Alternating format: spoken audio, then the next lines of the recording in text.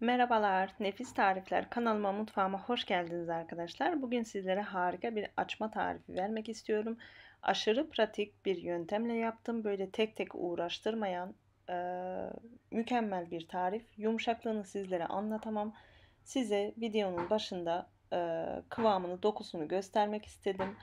Nasıl mükemmel bir tarif olduğunu anlayın ve ona göre izleyip yapın diye. Gerçekten yani abartmak istemiyorum ama görüntü kendini ele veriyor diye düşünüyorum. İnanın pastanelerde bile böylesini zor bulursunuz. O kadar da emin konuşuyorum yani. Ee, Mükemmel, aşırı yumuşak, içi tel tel ayrılan harika bir açma ve yapılışını gördüğünüzde şaşıracaksınız arkadaşlar. Yok artık diyeceksiniz. Asla tek tek uğraştırmayan, tek hamlede 2 tepsi açmayı yapabileceksiniz yani. Gerçekten harika bir tarif. Bu tarifi yapıp pişirdikten sonra soğutun ve poşetleyip derin dondurucuya atın. Çıkarttığınızda aynı böyle bu yumuşaklıkta, bu tazelikte olacaktır arkadaşlar. Mutlaka denemenizi istediğim tariflerden yine birisi. Pişman olmazsınız yani, buna garanti veriyorum. Şimdi dilerseniz tarifimize geçelim. Yoğurma kabıma 1 su bardağı ben sıcak su ekledim çünkü sütümle o ısıyı dengeledim ama hepsi ılık olmalı. 1 su bardağı ılık su, 1 su bardağı ılık süt, 1 dolu tatlı kaşığı tuz, 2 yemek kaşığı şeker ekledim. 2 adet yumurtam var. Aklarını hamurun içine kullanacağız. Sarılarını üzerine sürmek için ayırıyoruz. 1 çay bardağı da sıvı yağım var. Onu da ekledikten sonra 1 adet yaş mayam var. Yaş mayası olmayanlar 1 paket kuru maya da kullanabilir arkadaşlar. Paket kullanmayanlar da 1 yemek kaşığı kullanabilirsiniz. Evet, mayamı ilk etapta böyle ılık sıvı malzemelerin içerisinde eritiyorum.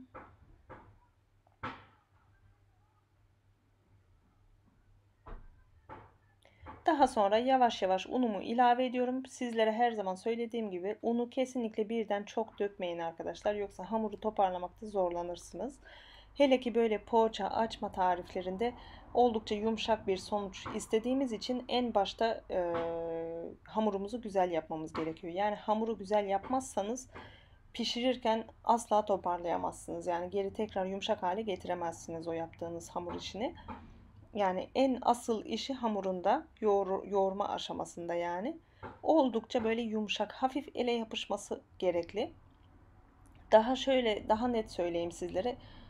Hamurunuz ne kadar elinize yapışırsa sonuç o kadar yumuşak olur. Yani öyle diyeyim ben sizlere. Gördüğünüz gibi hamurum toparlandı. Çok güzel bir şekilde yoğurdum. Güzel yoğurmanız önemli tabii ki. Yani en az böyle elde bile yoğuracaksanız minimum yani en az 5 dakika yoğurmalısınız.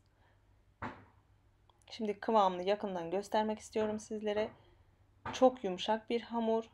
Ben eldiven kullandığım halde hafif eldivenime yapıştı. Dediğim gibi hafif ele yapışan bir hamur olmalı. Yani bu ölçülerle ben 1 paket undan böyle paketin dibinde 1 bardak kadar kaldı. 1 kilo unu tamamını kullanmadım. Şimdi leğenimi kapatıp mayalanmaya bırakıyorum. Havalarda sıcak olduğu için çok kısa sürede mayalandı. Elimi sıvı yağla yağlıyorum biraz. Bu aşamadan sonra artık un kullanmıyoruz arkadaşlar. Kapağımda kalan hamur kırıntılarını ziyan etmiyorum. Onları da ekledim hamuruma. Şöyle bir elimle hafif toparlıyorum hamurumu. Hem havasını alıyorum. Ve masamı, tezgahınızı artık nerede yapıyorsanız böyle bol yağlı yağlayın. Çünkü un kullanmayacağız. Hamurumuz da oldukça yapışkan bir hamur olduğu için zemine yapışmaması gerekiyor. Toparladığım hamuru hiç beze haline bile getirmeden yağlamış olduğum masanın üzerine aktarıyorum ve yağlamış olduğum ellerimle böyle parmak uçlarımla bastıra bastıra, zaten çok esnek bir hamur oldu arkadaşlar. Zaten görüntüden de anlaşılıyordur. Çok rahatlıkla açılabilen, yani böyle o kadar güzel bir hamur ki mutlaka deneyin. Göreceksiniz. Kolaylığına dediğim gibi şaşıracaksınız yani. Hatta mümkünse hemen şimdi videoyu seyrettikten sonra hemen kalkın yapın yani. O kadar zaman almayan bir tarif. Böyle kare bir şekilde açtım arkadaşlar. Oldukça kalın, yani böyle aşırı ince bir şekilde açmadım. Kalınlığı da 1 santim civarında, öyle söyleyeyim sizlere. Daha sonrasında yumuşak yarım paket tereyağı kullandım ben. Yumuşak olması önemli arkadaşlar. Böyle hamurun üzerine sürebilmelisiniz. Hamurumuz zaten çok yumuşak olduğu için sert tereyağı asla süremezsiniz. Hamurunuzu yırtarsınız, parçalarsınız. Düzgün yaymanıza da gerek yok. Hani böyle gördüğünüz gibi benim gibi yapabilirsiniz. Maksat her yeri biraz hani tereyağı ile yağlanmış olsun. Çok pratik bir tarif arkadaşlar. Şimdi hamurumu ortaya kadar katlıyorum. Kenarları dahi böyle düzgün bir şekilde katlamaya çalışın. Ortasına da biraz tereyağı ekliyorum. Ben bu yöntemi Semiray arkadaşımda gördüm ve gerçekten de inanılmaz pratik oldu arkadaşlar. Açma tarifi kahvaltıların bence vazgeçilmezidir. Özellikle hafta sonu kahvaltılarına mutlaka yapıp tüketin bence. Hele bu yöntemle aşırı pratik yani. Daha sonra diğer ikinci tarafını da kapatıyorum. Elimle yine bastırıyorum. Ve bu sefer tekrar katlayacağım için yarısına kalan yağımı sürüyorum. Dediğim gibi ben yarım paket yani yaklaşık 150 gram kadar tereyağı kullandım. Ve kabaca hemen böyle hızlıca sürüyorum tereyağımı. Bu sefer sadece yarısına sürüyorum. Hamurumuz çok yumuşak arkadaşlar. Mükemmel bir hamur. Evet, yarısına kadar sürdüm gördüğünüz gibi. Ve üzerine kapatıyorum tekrar. Kenarları dahi böyle düzgün olmalı. Elimle birazcık böyle açıyorum. Çok değil. Baloncukları görüyorsunuz değil mi?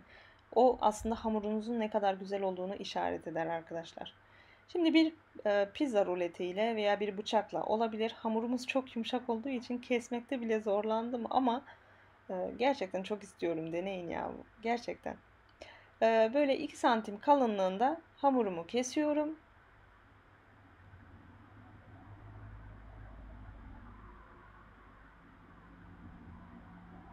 Ve şimdi sıkı durun.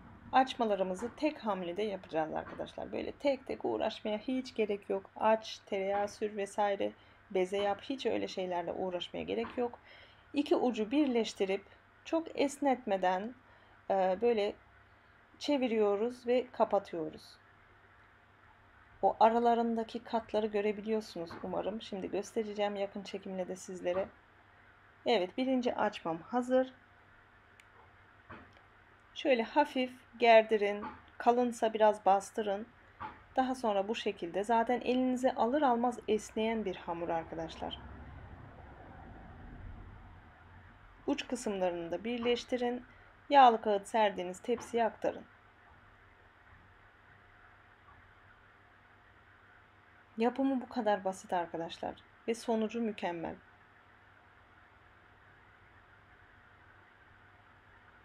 Gördüğünüz gibi kat kat.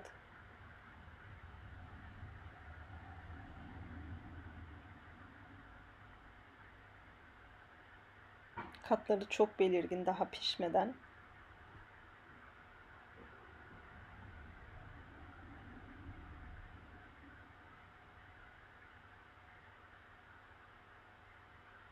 Bütün açmalarımı bu şekilde hazırlıyorum. Dilerseniz iç harcı da yerleştirebilirsiniz. Ben sade yapmayı tercih ettim. İç harcı yerleştireceksiniz. Çok hafif böyle elinizle, parmak uçlarınızla açıp iç harcınızı koyup tekrar kapatın. Ama kenarlarındaki o katları yok etmeyin.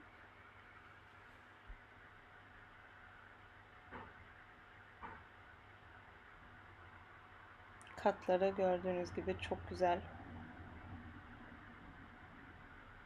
İnanın ben yaparken bile çok zevk aldım. Ve sonucunu görünce hayran kaldım resmen. Yani bakmalara doyamadım. Tadını sizlere anlatamam zaten. Evet, 15 dakikalığına tepsi mayası yaptırdım. Çok fazla bekletmenize bile gerek yok. Ayırmış olduğum 2 adet yumurta sarısının üzerine 1 tatlı kaşığı pekmez ekledim. Bunu yapmak zorunda değilsiniz ama rengini böyle daha güzel kızartıyor. Fırınımı da 200 dereceye açtım. Isınıyor şu an arkadaşlar. Açmalarımızın havasını söndürmeden gayet nazik hareketlerle fırçayla yumurta sarımızı sürelim. Ben uç kısımlarına biraz böyle mavi haşhaş serptim. Susam, çörek otu da serpebilirsiniz. Ve 200 derece önceden ısıttığım fırına alt üst ayara veriyorum. Orta tarafın bir altında pişiriyorum arkadaşlar. Yaklaşık 17-18 dakikada pişti benim fırınımda. Ama her zaman söylüyorum, fırından fırına farklılık gösterebilir. Asla süreye takılmayın. Bir çatal yardımıyla altında kontrol ettim güzelce kızarıp kızarmadığını. Pişmiş gayet güzel bir şekilde çıkartıyorum ve ikinci tepsisini hemen fırına veriyorum. Daha fırından çıkarken bile pamuk oldukları çok belli yani.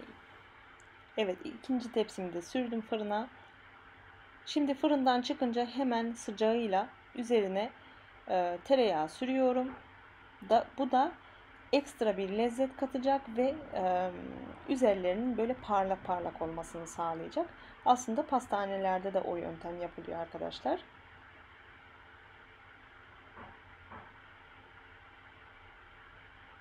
Umarım bu tarifimi beğenmişsinizdir arkadaşlar. Kesinlikle abarttı diye düşünmeyin. Deneyin, ne demek istediğimi gerçekten anlayacaksınız. Özlem Hanım az bile söylemişsiniz diyeceksiniz bana. Şimdi sizlere kıvamını yakından göstermek istiyorum. Gerçekten mükemmel bir tarif arkadaşlar. Gözünüz kapalı deneyebilirsiniz. Evet, umarım beğenerek izlemişsinizdir. Şimdiden yapıp yiyecek olan herkese afiyet olsun diyorum. Yorum ve beğenilerinizi bekliyorum ve henüz kanalıma abone değilseniz abone olabilirsiniz. Bu arada beni Instagram sayfamda da takibe alabilirsiniz. Açıklamalar kısmına sayfamın linkini bırakırım. Oradan da takibe alabilirsiniz beni tıklayarak. Çünkü orada günlük hikaye paylaşıyorum günlük hayatımdan. Orada daha aktifim diyebilirim. Yani isteyen arkadaşlar oradan da takibi alabilirsiniz. Evet, bugünlük benden bu kadar. Bir dahaki tarifte, bir dahaki videoda görüşmek dileğiyle diyorum. Hoşça kalın.